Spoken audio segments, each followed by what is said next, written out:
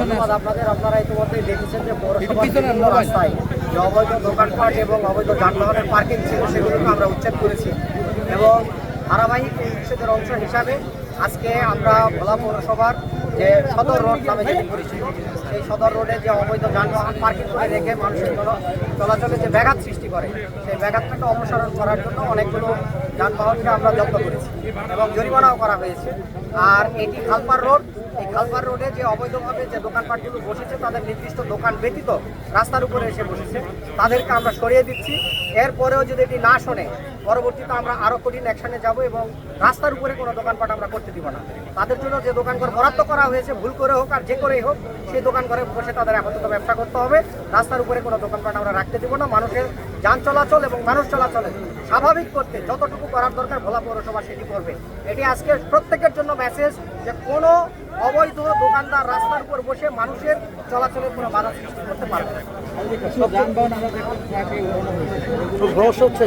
এই যানবাহনগুলোকে জব্দ করা হয়েছে, তাদের জরিমানা করা হয়েছে। যেহেতু মালিক ওই সময় ছিল না তাই সেগুলোকে জব্দ করে রাখা হয়েছে। তারপরে সেই জরিমানার টাকাটা পরিশোধ করে নিয়ে যাবে। তবে ভবিষ্যতে যাতে আর না রাখে সেটির সতর্ক সংকেত হিসাবে আজকের এই অভিযান। কতগুলো মোটরসাইকেল এবং কত টাকা জরিমানা করেছেন সেটা 10টি মোটরসাইকেল গাড়িতে উঠানো আছে আর একটি মোটরসাইকেল জরিমানা করা হয়েছে 5,000 টাকা। ইনিশিয়ালি তাকে পাওয়া গেছে।